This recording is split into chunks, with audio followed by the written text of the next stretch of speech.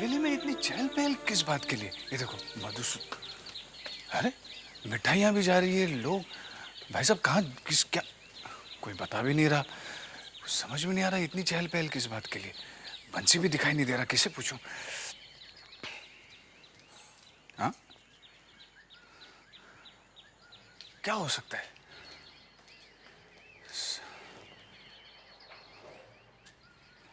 अरे बंसी कहाँ थे तुम? आज हवेली में ऐसी क्या खास बात है? आज खदान का भुगतान हो रहा है। इसीलिए इतने लोग आए हुए हैं। साले साहब, खदान का मामला भी तो बहुत रुपयों का है। वैसे तुम कहाँ थे इतनी देर तक? कब से ढूंढ रहा हूं मैं तुम्हें। अपनी नौकरी बजा रहा था। मतलब? शराब छोटे बहू के लिए? और किसके लिए साले साहब? अब तो सवेरे नींद से उठती है और शराब पीना शुरू कर देती है। पता नहीं किन पापों का सजा भुगत रही है छोटी बहू रानी। मगर साले साहब, अगर यही रवैया रहा ना तो आप देख रहे, छोटी बहू रानी बहुत ज्यादा दिन नहीं जी पाएगी, प्राण छोड़ देगी। ऐसा क्यों कह रहे हैं बंसी? ऐसा मैं नहीं कह रहा हूँ साले साहब, दिल जलता है, दिल जलता है, जुबान से ऐसी बातें निकल पड़ती है। एक आप है जिनकी बात छोटी बहू रानी थोड़ी बहुत मान लेती थी, लेकिन आप भी चले जा रहे हैं। क्या करेंगे आप भी? कितना दिन हम लोगों का साथ देंगे आप? आपको भी तो जाना है। ठीक साले साहब, चलता हूं। सवेरे से जहर की खातिर तड़प रही है, तड़प रही है।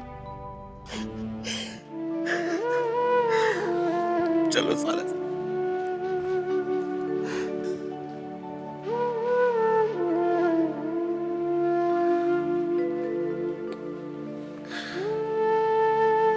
इस हवेली में सब लोग खुश हैं सिवाय छोटी बहू के।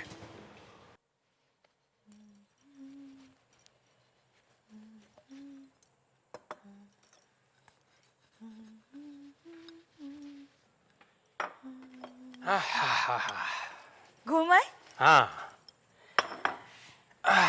थक गए होंगे, मैं आपके लिए शरबत लेकर आती हूँ। अरे रहने दे, मुझे शरबत नहीं पीना है। खुली हवा में सैर करने जाता हूँ ना तो मन को शांति मिलती है, बड़ा अच्छा लगता है। लोग मिलते हैं, बातचीत हो जाती है। तू भी आया कर मेरे साथ, सारा दिन घर में बंद पड़ी रहती है। मैं आपके साथ चलूंगी तो घर का ये सब काम कौन करेगा? ठीक है तो कर काम। काम काम काम, बिल्कुल अपनी माँ पर गई है। अरे पता है कौन मिला? कौन? वो घोष बाबू। कौन घोष बाबू? आपका वो पुराना दोस्त? हाँ वही। कैसे है वो? अच्छे हैं। वो जानती है क्या कह रहे थे? क्या? कह रहे थे कि वो जल्द से जल्द भूतनाथ बाबू को ढाका भेजने वाले हैं।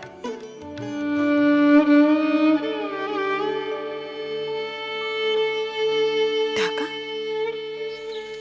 अरे सुपवित्र बाबू, आप यहाँ? हाँ, बस ऐसे। किसी का इंतजार कर रहे हैं? इंतजार नहीं बोलता बाबू, किसी का इंतजार नहीं कर रहा। क्या बात है, आप बड़े खोए खोए से लग रहे हैं। नहीं तो आप अपनी बात कहिए ना, आप कैसे हैं? मैं ठीक हूँ, आप बताइए। बस वैसे तो सब ठीक है। आपने तो सुना ही होगा कि जबा ने शादी की तारीख आगे बढ़ा दी। हाँ, अब पता नहीं शादी होगी भी या नहीं। ये आप क्या कह रहे हैं सुपवित्र बाबू? शादी ब्याह के रिश्ते क्या इतनी आसानी से टूटते हैं? भूतनाथ बाबू अगर कोई तोड़ना चाहे तो क्या आसान और क्या मुश्किल। ये आप क्या कह रहे हैं? शादी सिर्फ आगे बढ़ी है, टूटी थोड़ी ना है। मुझे तो लगता है जब हम मुझसे शादी ही नहीं करना चाहते। नहीं नहीं नहीं नहीं, नहीं सुपवित्र बाबू, आपको गलतफहमी हो रही है। भला आपसे अच्छा वर जबा को और कहाँ मिलेगा? तो फिर एक बात कहिए भूतनाथ बाबू, जबा बार बार शादी क्यों आगे बढ़ा रही है? अच्छा, आप तो जबा के बड़े नजदीक हैं और मुझे भी पहचानते हैं। आप तो जानते हैं कुछ ऐसी बातें होती हैं जो मैं जबा के सामने जाके नहीं कह पाता। अगर आपको मौका मिलते आप कहिएगा ये बात।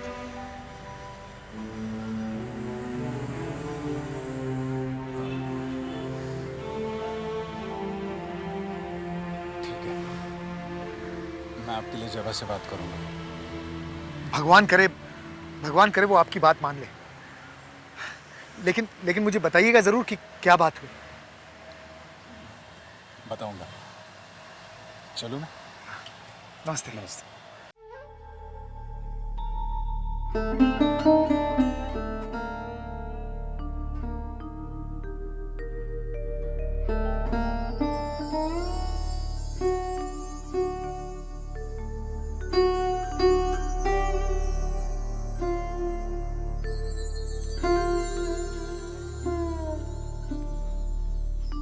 मझले, अरे घड़ी बाबू, आप आइए आइए घड़ी बाबू आइए। मझले, तुमसे कुछ कहना है। क्या कहना है घड़ी बाबू? आपकी घड़ियां सही वक्त बता रही हैं तो? नहीं मझले, बचपन से जवानी और जवानी से बुढ़ापा, मैंने इस हवेली में सब कुछ देखा है, सब कुछ अच्छा ही देखा है, मगर बुरा अभी कुछ नहीं देखने चाहता। आप क्या कहना चाहते हैं घड़ी बाबू? मेरी कुछ समझ में नहीं आ रहा। तुम्हारा आसपास सब कोई मतलबी, उनमें खास है विधु सरकार, सब कोई तुम्हारा पूरा चाहते हैं। ये खदान नहीं, मुसीबत है, मुसीबत। इनसे होशियार हो जाओ। आप अपना काम कीजिए घड़ी बाबू। आप समझ रहे हैं ना मैं क्या कह रहा हूं? अपना काम कीजिए। मैं तो समझ गया।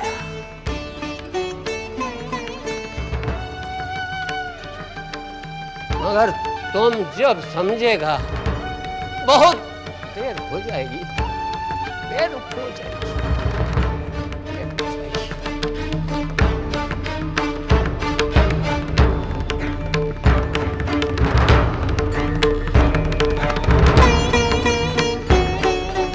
पीछे की तरफ ले जाओ, जाओ जल्दी जाओ।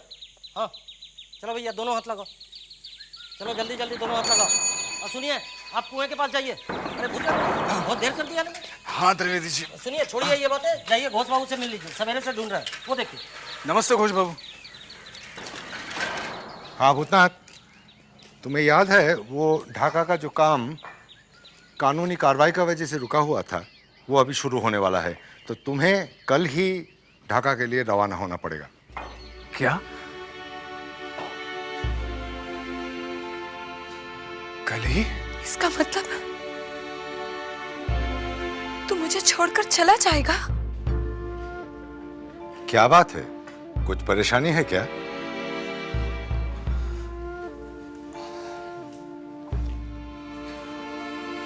घोष बाबू, एक विनती करनी थी। हाँ बोलो। कल तक मेरे सर पर इतनी जिम्मेदारियां नहीं थी, आज कुछ बढ़ गई है। अगर उन जिम्मेदारियों से मैं मुंह मोड़ लेता हूं तो मेरी आत्मा पर हमेशा एक बोझ रहेगा, और आत्मा पर बोझ रहने से ना तो मैं काम ढंग से कर पाऊंगा और ना ही चैन से रह पाऊंगा। मतलब तुम ढाका नहीं जाने चाहते हो?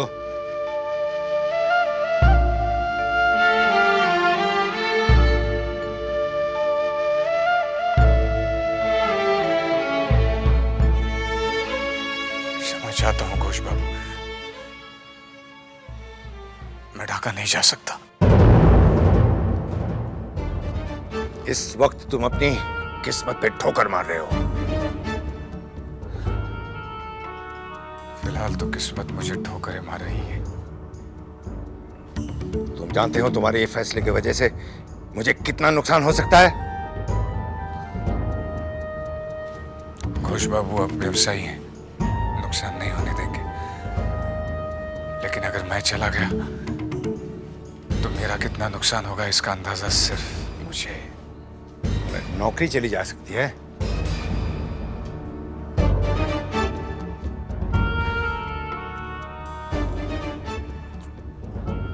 इसके लिए मैंने खुद को तैयार कर लिया है।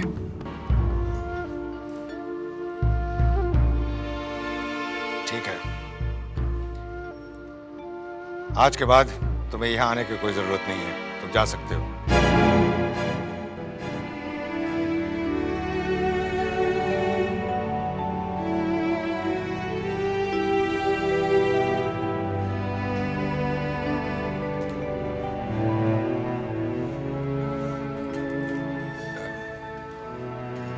खुश बाबू, ये साइकिल यहाँ रख रहा हूँ। हमको मिस्टर चौधरी से मिलना है। His car is my garage. I've come to collect my money. मजले बाबू अभी नहीं मिल सकते। आप एक काम कीजिए, अभी यहाँ से जाइए, मैं खुद ही पैसे भिजवा कर गाड़ी मंगवा लूंगा। Not without meeting Mr. Chaudhary. हमको हमारा पैसे चाहिए। Hello, Mr. Chaudhary. ये कौन है विदु सरकार? सरकार ये गिराज वाले हैं, पैसे के लिए आए हैं। इसकी इस हवेली में घुसने की जरूरत कैसे हुई? Obviously for my money. जो गाड़ी एक बार बिगड़ जाए उसे रखना हम हमारी शान के खिलाफ समझते हैं। इसे कह दो विदु सरकार कि गाड़ी बनाने का जो एडवांस दिया था वो रख ले और गाड़ी भी रख ले। दोबारा इसकी शक्ल हमें इस हवेली में दिखाई नहीं देनी चाहिए। विदु सरकार, नई गाड़ी विदेश से मंगाने का बंदोबस्त किया जाए।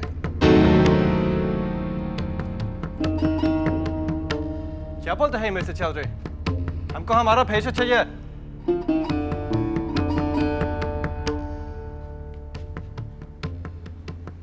नई गाड़ी? मैं सोच रहा हूँ फोर्ड कंपनी की जो नई गाड़ी आई है ना, मजले चाचा को मैं उसे खरीद कर उपहार में दे देता हूँ। क्या? कहाँ से खरीदेंगे आप ये गाड़ी? आप बहुत अच्छी तरह जानते हैं नई गाड़ी खरीदना अब नामुमकिन है। अरे मजले चाचा ने ना अपनी इज्जत रखने के लिए सब लोगों के सामने ऐसा बोल दिया है। अब बोल दिया है तो कुछ ना कुछ तो करना ही पड़ेगा। आपको मालूम है जब मजले चाचा का हवा गाड़ी चला गया था तब मुझे कितना दुख पहुंचा था, कितना प्यार से मजले चाचा ने। तुम ठीक कहती हो। मजले चाचा ने अपने आप को मेरी वजह से परेशानी में डाल दिया। लेकिन देखना चारू, एक बार हमारा कारोबार चल जाए ना तो फिर मैं नई गाड़ी खुद खरीद कर मजले चाचा को उपहार में दूंगा। ये तो बहुत अच्छा है, लेकिन आप अरे हाँ, पिताजी ने हमको एक गाड़ी दी थी, वो गाड़ी तो अभी भी खड़ी है। मैं सोच रही हूँ कि वो गाड़ी अब मजले चाचा को बोलकर। पागल हो गई हो? मरवाओगी मुझे? जूता मारेंगे, जूता। देखो चारू, मैं तुम्हारे जज्बात समझता हूँ। मजले चाचा तुम्हारे पिताजी को नीचा नहीं दिखाना चाहते हैं। अरे मगर बड़ी आन शान वाले हैं वो, कभी नहीं मानेंगे। लेकिन हाँ, मेरे घर वालों के लिए तुम्हारे दिल में जो प्यार है, मुझे वो जानकर बहुत खुशी हुई है आज। एक पति के घर में ही तो पत्नी का घर है।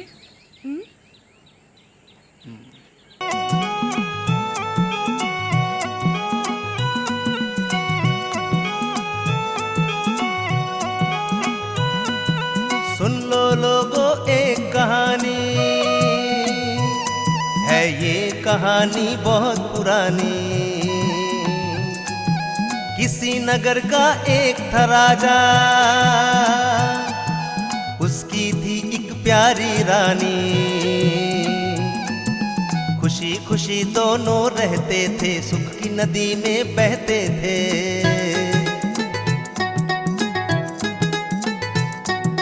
राजा था वो ताकत वाला, वीर जवान हिम्मत वाला।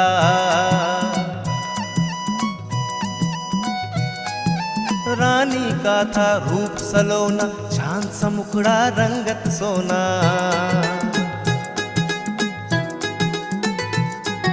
रानी को वैसे हर सुख था, लेकिन उसको एक ही दुख था।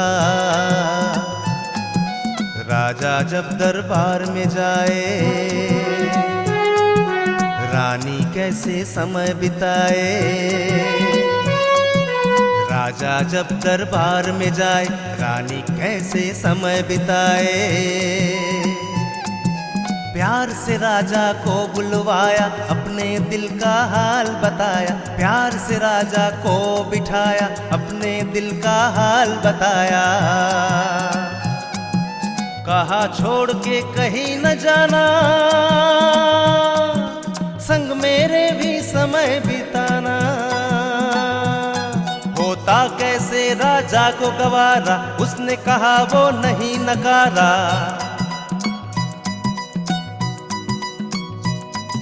रह गई रानी अकेली, अनसुलझी सी कोई पहेली। रह गई रानी अकेली, अनसुलझी सी कोई पहेली।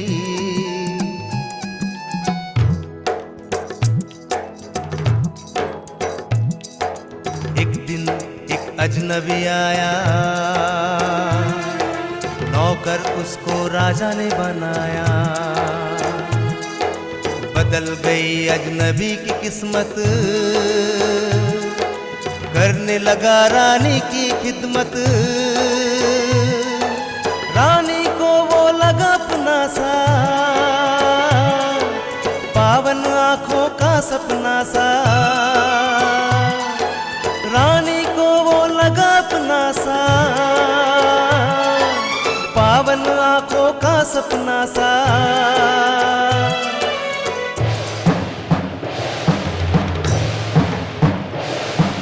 राजा को जब हुई खबर,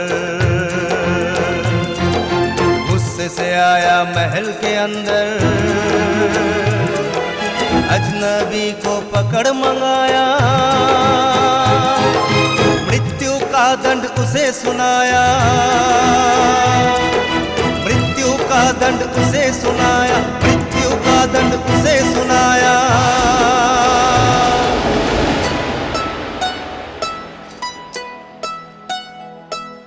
रानी रोई फूट फूट कर, मांगी दया अजनबी का होकर। राजा का गुस्सा और भी भड़का, बिजली की तरह जोर से कड़का। इसे नहीं जिंदा छोड़ूंगा, गर्दन इसकी अलग करूंगा।